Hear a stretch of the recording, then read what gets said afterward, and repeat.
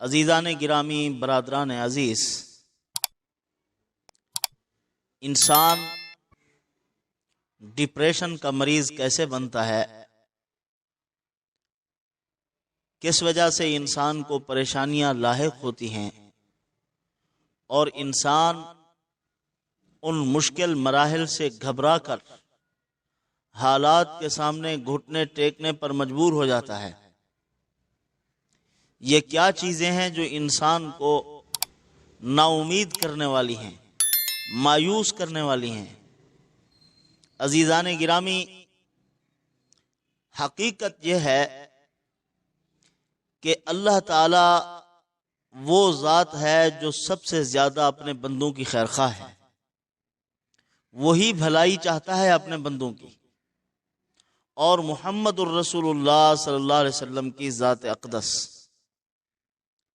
یہ جو ہم بندے کے ساتھ امیدیں وابستہ کر لیتے ہیں، پھر امیدیں ٹوٹنا شروع ہو جاتی ہیں، پھر ہم دنیا کے دکھی انسان بن جاتے ہیں کہ فلاں نے مجھے تکلیف پہنچائی، فلاں نے مجھے درد پہنچایا، فلاں نے یہ کہا، فلاں نے یہ کیا، اس وجہ سے میرے حالات یوں سے یوں ہو گئے۔ نبی کریم صلی اللہ علیہ وسلم نے فرمایا وَأَجْمِعِ الْإِيَاسَ فِي أَيْدِي النَّاسِ، لوگوں کے ہاتھوں میں جو کچھ ہے بالکلیہ اس سے مایوس ہو جا، وہ خواہ اولاد کے ہاتھ میں کیوں نہیں ہے، خواہ وہ زیادہ سے زیادہ قریبی رشتہ دار کے ہاتھ میں کیوں نہیں ہے، وہ بھائی کے ہاتھ میں کیوں نہیں ہے، ماں باپ کے ہاتھ میں کیوں نہیں ہے، تو یہ سمجھ کہ یہ میرے لیے نہیں ہے، میں نے اپنے اللہ سے مانگنا ہے۔ جب بالکلیہ ان سے مایوس ہو جاؤ گے تو پھر تکلیف نہیں ہوگی۔ امید تھی ہی نہیں، ٹوٹ گئی تو کیا ہوا؟ جب امیدیں وابستہ کر لیتے ہیں تو اللہ تعالیٰ بھی فرماتے ہیں تیری امیدیں تو میری ذات عالی کے ساتھ وابستہ ہونی چاہیے تھی، کیونکہ ساری خواہشات کو پورا کرنے والا میں خود ہوں، زندگی کے آسان دن لانے والا میں ہوں، خوشحال کرنے والا میں ہوں، تو پھر تیری امیدیں بھی میری ذات سے وابستہ ہونی چاہیے تھی۔ تو نے بندے سے امیدیں وابستہ کر رکھی ہیں۔ عزتی و جلالی لأقطعن عمل من یعمل غیری، فرمایا مجھے میرے عزت و جلال کی قسم، جو میرے غیروں سے امیدیں باندھتے ہیں میں ان کی امیدوں کو توڑ ڈالتا ہوں۔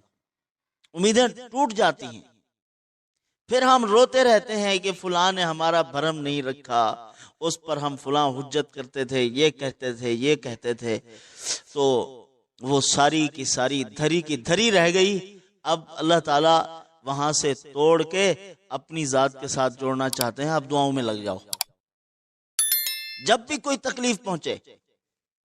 اسی لیے ایک حکیم صاحب تھے، بہت بڑے حکیم، انہوں نے ایک اللہ والے سے یہ سوال پوچھا، کہا کہ اگر جواب دے دو گے تو میں مان لوں گا تمہیں۔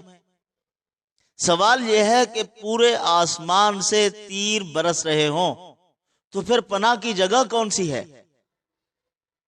یہ منقول ایسے ہے کہ موسیٰ علیہ السلام سے حکیم سقراط یا بکرات نے پوچھا تھا، تو انہوں نے فرمایا کہ تیر مارنے والے کی گود میں بیٹھ جاؤ، مصیبت سے بچ جاؤ گے۔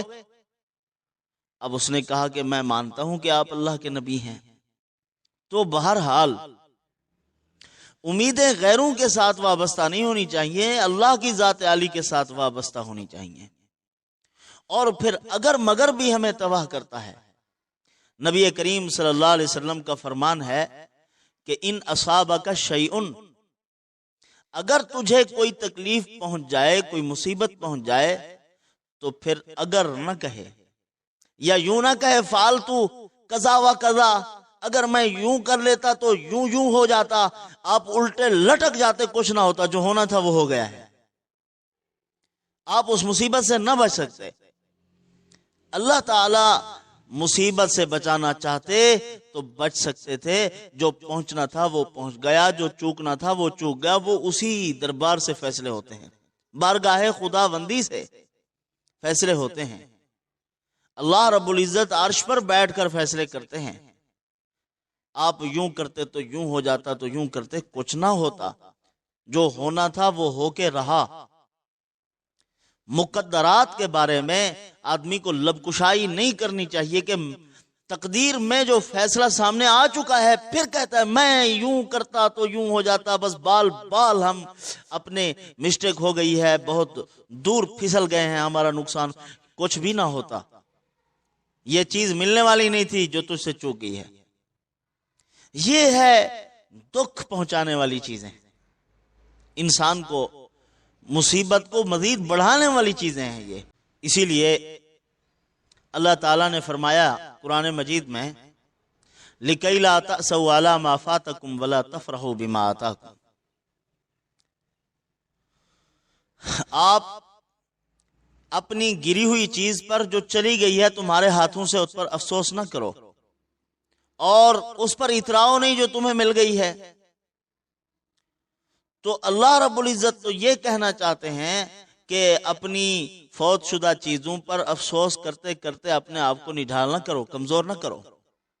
یہ وہی حدیث پاک ہے جو میں آپ کے سامنے بیان کر رہا ہوں، جس میں آپ صلی اللہ علیہ وسلم نے فرمایا کہ قوی مومن بہتر ہے ضعیف مومن سے، اللہ تعالیٰ کو زیادہ محبوب ہے طاقتور مومن۔ طاقتور مومن کے پاس مال ہونا چاہیے، دولت بھی ہونی چاہیے، جسم بھی اس کا طاقتور ہونا چاہیے۔ کمزور مومن سے اللہ کو زیادہ پسند ہے۔ یہی تو بنی اسرائیل نے کہا تھا کہ ہمارے لیے کوئی بادشاہ بنا دیجئے، تو اللہ کے نبی نے چنا طالوت علیہ السلام کو۔ طالوت نبی نہیں تھے، ان کو ان کا امیر المومنین بنا دیا۔ انہوں نے کہا اس کو ہمارا بڑا بنا رہے ہو، اس کے پاس تو دولت نہیں ہے، اس کے پاس پیسہ نہیں ہے، دنیاوی وجاہت نہیں ہے۔ انہوں نے فرمایا کہ اللہ رب العزت جس کو چاہتے ہیں عطا فرماتے ہیں، بسطتاً فی العلم والجسم، یہ جسم کے اعتبار سے بھی طاقتور ہے، علم کے اعتبار سے بھی تم پر بڑھا ہوا ہے، اس لیے اللہ نے یہ مقام عطا فرما دیا ہے۔ یہ مومن اللہ تعالیٰ کو پسند ہے، محبوب ہے۔ تو پھر ہمیں یقین کے اعتبار سے بھی مضبوط ہونا چاہیے، ایمان کے اعتبار سے بھی مضبوط ہونا چاہیے، اور تقوی الہیت میں بھی ہمیں آگے بڑھ چڑھ کر ہونا چاہیے، ایک دوسرے سے اپنی صحت کا بھی خیال رکھنا چاہیے۔ یہ چیزیں انسان کو ڈپریشن کا مریض کر دیتی ہیں، اور پھر اسی سے غیظ و غضب، غصے کی کیفیت برقرار رہنی شروع ہو جاتی ہے، اور پھر یہی غصہ بڑھتے بڑھتے بلڈ پریشر کا مریض بھی ہو گیا، شوگر بھی ساتھ ساتھ ہو گئی، صحت بھی بگڑ گئی، اور بیچارہ اب دنیا کی زندگی کا لطف ہی محسوس نہیں ہو رہا، ایک مریل مریض بن کے بیٹھا ہوا ہے گھر میں، کچھ کرنے کے قابل ہی نہیں ہے۔ تو کچھ کرنا چاہتے ہو تو ان چیزوں سے نکلو۔ اسی لیے میں ایک دعا بتلا رہا ہوں جو ڈپریشن سے بچانے والی ہے۔ پہلی بات تو یہی ہے کہ آپ فوت شدہ پر افسوس نہ کریں، یعنی جو چیزیں آپ سے ضائع ہو گئی ہیں۔ فوت شدہ سے یہ مراد نہیں ہے صرف بندے مر گئے ہیں، جو فوت شدہ سے مراد یہ ہے جو چیزیں آپ کے ہاتھ سے چلی گئی ان پر افسوس نہ کرو۔ ایک آدمی جا رہا تھا، اس کے سر پر ٹوکرا تھا، کانچ کے برتن تھے، اس میں ایک شیشے کا گلاس گر گیا۔ اب اس نے مڑ کے پیچھے نہیں دیکھا، چلے جا رہا ہے آگے۔ ایک آدمی پیچھے سے آ رہا تھا، اس نے کہا بابا جی آپ کا گلاس گر گیا ہے، آپ نے دیکھا تک ہی نہیں۔ اس نے کہا کیا دیکھتا میں اس کو، گر گیا ہے نا، ٹوٹ گیا ہے، بس ختم ہو گیا، وہ اب وہ میرا نہیں ہے۔ اگر میں وہاں پہنچ جاؤں، اس شیشے کے ٹکڑوں کو اٹھا کے دیکھتا رہوں گا، اس پر افسوس کرتا رہوں گا، برتنوں کا جو وزن ہے یہ نیچے اتاروں گا، پھر جب جانے لگوں گا پھر ان کو سر پر اٹھاؤں گا، ان پر افسوس کا بھی کوئی فائدہ نہیں ہے، برتنوں کو رکھنے اٹھانے کی مشقت سوا۔ اور پھر یہاں سے جب بازار میں مارکیٹ میں پہنچنے کا ٹائم ہے میرا، جب جا کے جلدی جلدی میں اپنا سامان بیچ لیتا ہوں، اس میں بھی تاخیر ہو جائے گی، تو لہٰذا اس پر افسوس نہیں کرنا، میں نے ٹائم پہ بازار پہنچنا ہے، اس جیسے ہزاروں برتن اللہ تعالیٰ اور عطا فرما دیں گے۔ تو ان چیزوں پر افسوس نہیں کرنا۔ حضور صلی اللہ علیہ وسلم کے اخلاق حسنہ سے بھی یہی چیز ملتی ہے۔ برتن ٹوٹ گیا، کوئی چیز ٹوٹ گئی، تو حضور نے منع فرما دیا کہ اس پر افسوس نہ کرو، معمولی بات ہے، اس کو معمولی رہنے دو، سر پر پہاڑ کھڑا کر لیتے ہیں ہم، پیالہ ٹوٹا کیوں، گھر میں کوہرام مچ جاتا ہے، یہ خدائی جنگ چھڑ گئی ہے، پتہ نہیں کیا ہو گیا ہے۔ تو اسی لیے ان چیزوں پر بالکل توجہ نہیں دینی چاہیے۔ اور دوسرا، اپنے دل کو غیظ و غضب اور انتقام کی جو کوشش ہوتی ہے ہماری اس سے باز رہنا چاہیے۔ اللہ تعالیٰ کتنی طاقتور اور قادر مطلق ہے، اور کائنات میں کتنے لوگ ہیں جو اللہ کو نہیں مانتے۔ سیدھا سیدھا 1 ارب بندہ بھی نہیں ہے جو اللہ تعالیٰ کو صحیح معنی میں تسلیم کرنے والا ہو۔ اب 7 ارب آبادی میں سے 6 ارب انسان اللہ تعالیٰ کو نہیں مانتے۔ اللہ تعالیٰ چاہیں تو جھاڑو پھیر دیں، سب کو ختم کر دیں۔ اللہ تعالیٰ یہ بتلانا چاہتے ہیں میرے بندو صفت انتقام سے باز رہو، مجھے تو دیکھو میں کتنی تحمل والا ہوں، کتنی بردبار ہوں۔ اس صفت انتقام اور قلبی غیظ و غضب جو ہے یہ بھی انسان کو تباہ و برباد کر دیتا ہے۔ یہ کیا ہے؟ اصل میں یہ ایک انسان کے اندر کی انا۔ میں بڑا تھا، مجھے اچھی جگہ پہ نہیں بٹھایا، مجھے اچھا کھانا پیش نہیں کیا، میرا مقام تھا وہ میرا مقام مجھے نہیں دیا گیا، میرے حقوق انہوں نے تلف کر دیے ہیں۔ یہ چیزیں انسان کو ایک مجبور انسان بنا دیتی ہیں۔ ہمیں حکم کیا ہے؟ نبی کریم صلی اللہ علیہ وسلم کا ہمیں حکم یہ ہے جو تمہارے ذمے حقوق ہیں وہ تم ادا کر دو، اور جو لوگوں نے تمہیں حقوق دینے ہیں وہ اللہ پر چھوڑ دو، ان سے مطالبہ مت کرو۔ اب ہر آدمی ہم میں سے یہ سوال کر رہا ہے، مطالبہ کر رہا ہے کہ میرے حقوق ادا کرو، اور جو ہم نے لوگوں کے حقوق دینے ہیں ان کے بارے میں سوال ہی نہیں ہے، جبکہ حکم یہ ہے کہ ان کے حقوق ادا کرو اور اپنے حقوق کے بارے میں اللہ تعالیٰ سے رابطہ کرو، اللہ ہی تمہیں دیں گے۔ کوئی حق کھا گیا ہے آپ کا، اللہ تمہیں بے بہا عطا فرمائیں گے۔ تو ایک زبردست عمل بتلاتا ہوں، اس غیظ و غضب اور ڈپریشن سے نکلنے کا بڑا مضبوط عمل ہے، زبردست عمل ہے۔ اس کو آپ کریں گے، آپ کے سینے میں ٹھنڈک محسوس ہوگی، آپ کا سر ٹھنڈا ہو جائے گا، اور آپ کے اندر اعتدال پیدا ہونا شروع ہو جائے گا۔ وہ عمل کیا ہے؟ اس میں درود بھی ہے، درود شریف کی تاثیر ٹھنڈی ہے، اور اس عمل کے اندر استغفار بھی ہے۔ درود شریف کی کیا خاصیت ہے؟ جو درود پڑھتا ہے اس کا رابطہ بارگاہ نبوت کے ساتھ قائم ہو جاتا ہے، روضہ رسول اللہ کے ساتھ، گنبد خضرا کے ساتھ۔ اس کا نام لیا جا رہا ہے، یا رسول اللہ آپ کے فلاں امتی نے درود پڑھا ہے، حضور اس کے حال بھی معلوم کرتے ہیں، دعا بھی دیتے ہیں، فرشتے بتلاتے ہیں فلاں حالت میں ہے۔ اسی لیے فرمایا ہے علماء نے، اگر حوادث زمانہ تمہیں گھیر لیں اور مصیبت سے نکلنے کے راستے نظر نہ آئیں تو درود پڑھو۔ اور استغفار بھی ہے اس میں۔ استغفار کے کیا فوائد آپ کے سامنے ہیں کہ استغفار جو نبی کریم صلی اللہ علیہ وسلم نے فرمایا کہ اگر کوئی آدمی بہت تنگ ہے، تنگی سے نکلنے کا راستہ ملے گا اس کو استغفار کی برکت سے، اور اس کو ایسی جگہ سے رزق ملے گا جہاں سے اس کو وہم و گمان بھی نہ ہوگا۔ اور اس میں دعا بھی ہے گمراہی سے بچنے کی، وہ کیا ہے؟ اللہم یا رحمان، نام بھی ہیں، اسماء الحسنہ کا ذکر بھی اس میں شامل ہو جاتا ہے۔